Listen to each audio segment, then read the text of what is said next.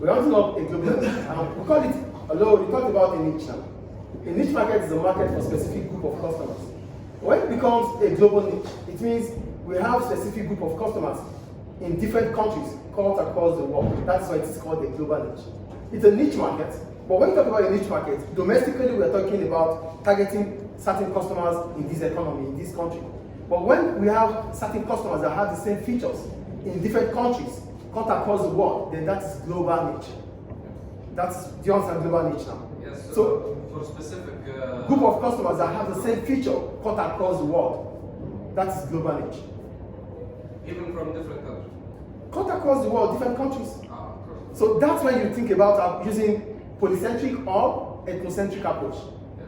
So what we're talking about are the features of a global niche, economies of scale.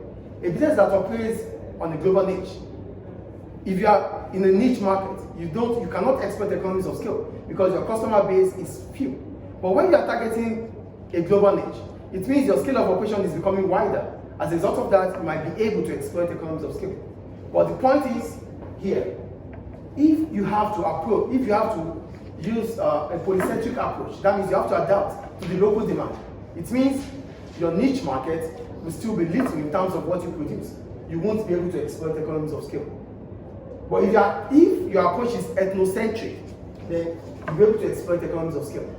A global niche market allows either ethnocentric or polycentric or geocentric. For polycentric, it means you have to adapt to the local community, the local demand, which does not allow you to exploit economies of scale. But if it is ethnocentric, it simply means what you are producing in Libya is as good as what they will take in other countries. That allows you to operate on a bigger scale. The second one is limited competition.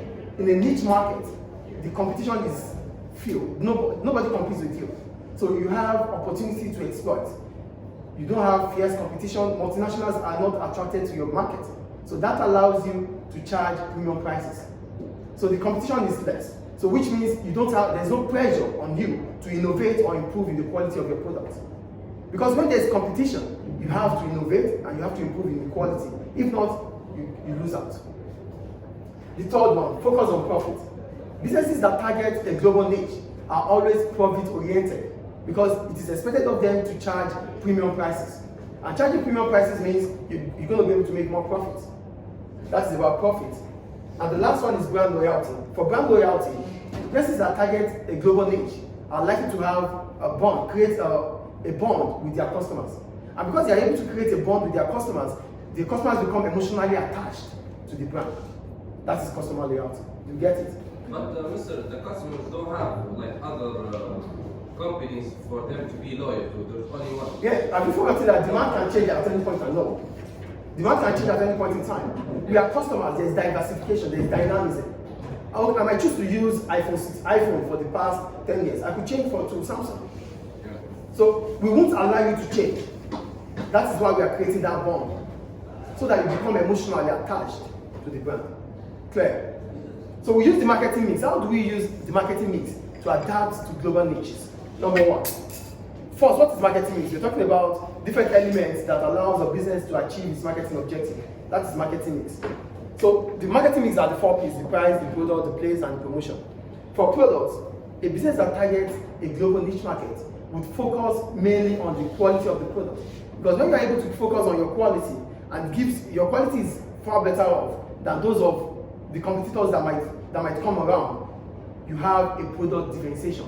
So that allows you to be differentiated from your competitors. The product has to be focused on the quality of the product. It's all about quality.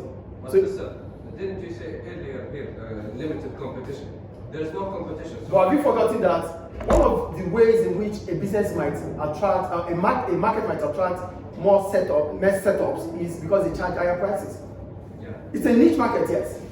But because you are able to charge a higher price and make huge profit, competitors might start coming in. It's not what do we call it? It's not what do we call this type of market? It's not a monopoly. Yeah. It's not a monopoly. So there's tendency that a lot of competitors come in, despite the fact that it's a niche.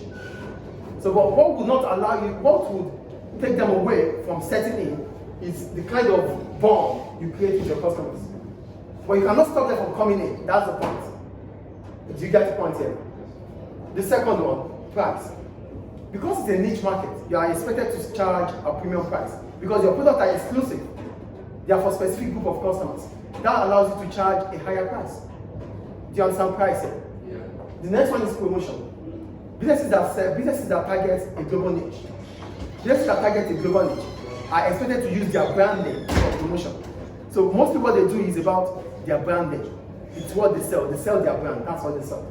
And the last one is the place. Because it's a global niche market, it means you cannot use all channels of distributions that a mass market will use.